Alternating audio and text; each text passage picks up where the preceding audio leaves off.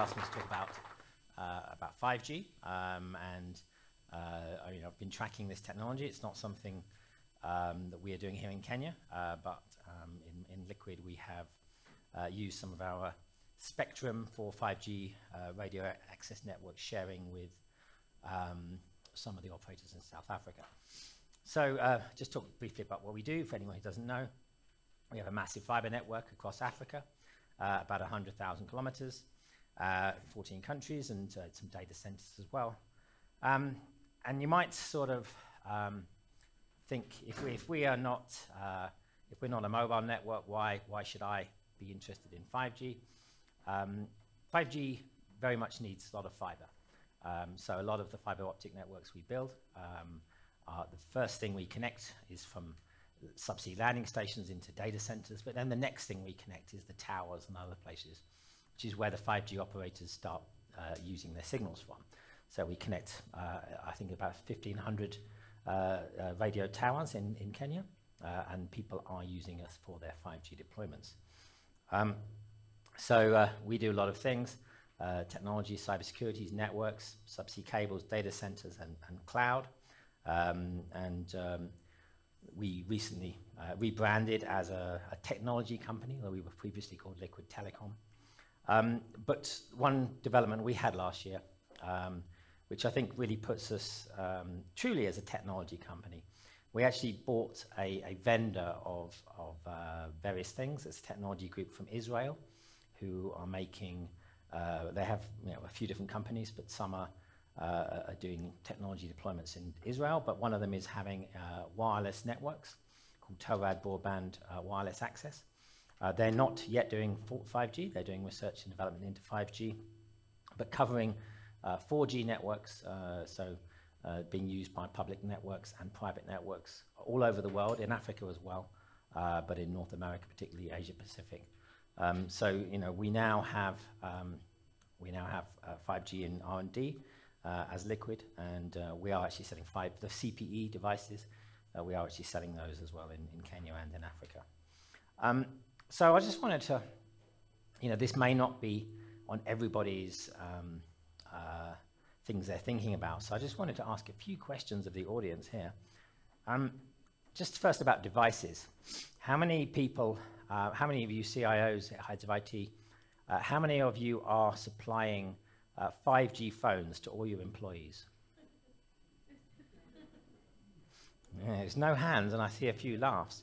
How many of you are providing laptops that have 5G SIM cards to all your employees? Okay, not so many. And then just on networks in your, or wireless networks in your organization, how many of you operate Wi-Fi networks in your offices and business premises? Right, quite a lot. How many of you are operating 5G or 4G networks or 5G networks in your office premises or covering your staff? One here, I see. Yeah, so that would be very good. But so private networks are not necessarily yet in deployment. And then on just a question about remote branches. A lot of people have remote branches. How many of you sometimes suffer with latency to your remote branches? Have you got remote branches in other parts of the country or other parts of Africa?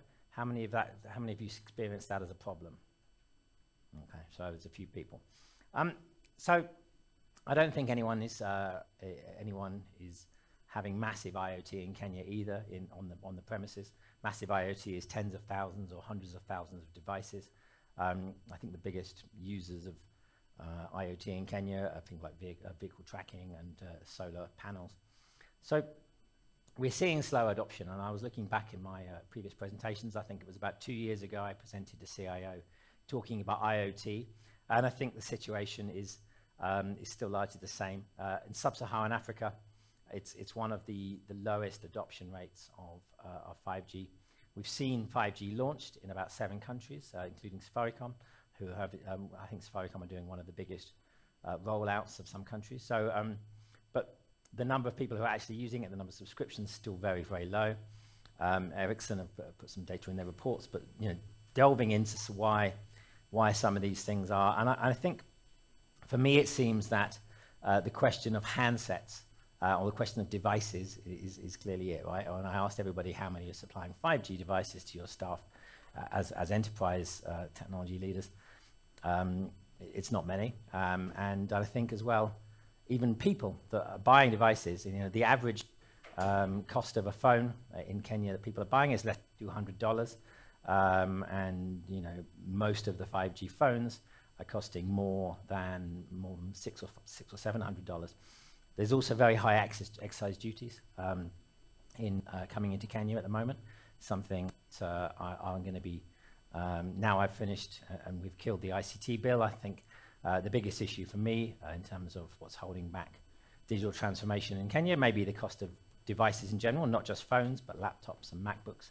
I know the government have announced an initiative to have a $30 smartphone, which is fantastic for those people who want a $30 smartphone. But you can't start a graphic design business on a $30 smartphone. You need a MacBook.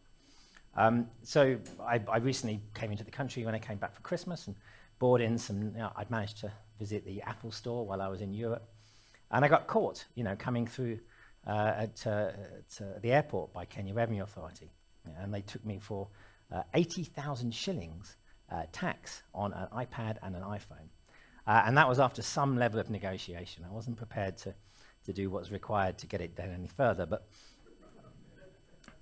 so this is very high taxes that you have, duties, various duties on top of duties, and it's coming to about 60% of the cost of devices. So this is really holding back the adoption of 5G by consumers, and people are just not having the money to upgrade to a 5G phone. To a certain extent, we have seen as well Safaricom launching fixed wireless access on 5G, and I think this is going to be a big use case for 5G across the whole continent. But we're still seeing a big differential in the modems. The 5G modems are a minimum of $140, whereas the 4G modems can be about a quarter of that cost. So there are other factors as well, which have been identified by the GSM Association. So lack of awareness and strong among enterprises. So this is why people are not picking it up. No proven use case and applications. We can cover that a bit more. Limited 5G coverage. I think that's not so much the case in Kenya. Got good coverage is springing up in the areas where we're doing business. And insufficient technical skills among staff and enterprises, and I'll elaborate more on that later. But who are the people who are interested in enterprise 5G? First of all, the device manufacturers. People are making the tablets and the gadgets and the VR headsets.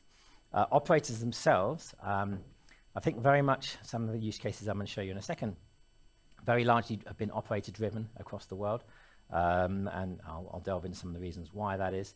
Specialized tech companies who are integrating solutions and helping with artificial intelligence, IoT solutions, they're starting to look to 5G. Those who are doing tech for motor industry, etc. Systems integrators are similar as well. The cloud hyperscalers as well. You see, if you go and look at Amazon or Microsoft, AWS and Azure, you'll see products that they have for 5G core. So this is products to operators. They'll be having the core networks in the cloud, but I think they hope that these are things that be adopted by the enterprise. I think they're a bit complicated for the enterprise at the moment. And network vendors themselves, and we saw the only one here who had a private network in their office is a network vendor, Huawei, who are one of the biggest vendors of 5G in the world. So there are actually lots of things going on in the world around enterprise solutions for 5G. This is what really CIO asked me to talk about. Smart cities, so the smart cities, 5G networks, Romania and Orange have done something. Autonomous vehicles, this is, I think you need such high bandwidth for driving autonomous vehicles that 5G is coming in. Crowd management, sporting venues, sports broadcasting, and construction, manufacturing, agriculture, ports, utilities, healthcare, 5G, powered studio lighting, oil and gas, aviation. I think I was reading from the GSM Association, they were sort of picking out things such as agriculture as being one of the key use cases, but you may not necessarily need high bandwidth with agriculture, and I think certainly with existing GSM technologies and wireless or wide area IoT networks, we're seeing a lot of applications. But none of these applications have been used in Kenya, right? No. I'll bust a myth here. So a team last year managed to do this application use case of broadcasting in a high. They're using private 5G network in a truck, and they did some trials up in Olipajeta, and this was actually showcased at IBC, which is the world's premier broadcast show, where all the technology providers for the broadcast industry in Europe were going to exhibit. And they were using this private 5G, obviously, to film wildlife, to do live broadcasts. The team that worked on this are from Strathclyde University, but the guy leading it has had a long history of working in East Africa before. So I think he very much wanted to come home and test out this application here on the wildlife application. But on just to private networks, we're not seeing many enterprises in this part of the world operating their own private networks, but it is accessible to operate your private networks.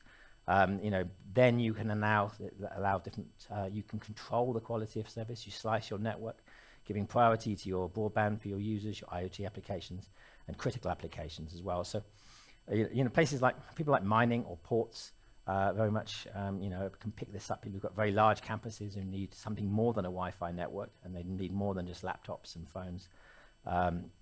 So this is being very much South Africa. The mines are picking up private 4G networks and private 5G networks.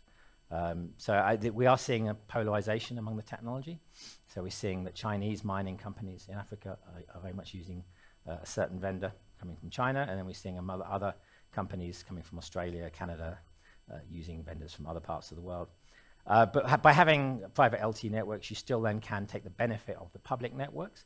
So should your devices, or if their vehicles or whatever, roam off campus, they can still then use the public networks as well. So you have quite a lot of flexibility. And the last point is, who should lead, this is a question asked by the GSMA, who should lead the deployment of 5G private networks in the market in Africa? This is asking the Africa survey. Very much came out on top that operators are going to be the ones who are going to lead the solutions. And I think going back to those use cases, there was pretty much nearly all of them had an operator who was partnering with some kind of enterprise in doing that. So I think that as we start rolling out these 5G solutions in the workplace, it's probably going to be the trend that it's going to be quite daunting to sort of pick up and start building your own 5G network in your office. But I think it's the operators who are going to be holding the hand of the enterprises in rolling these out. So I'll conclude on that matter. Looking forward to the questions and stuff in the panel. Thank you.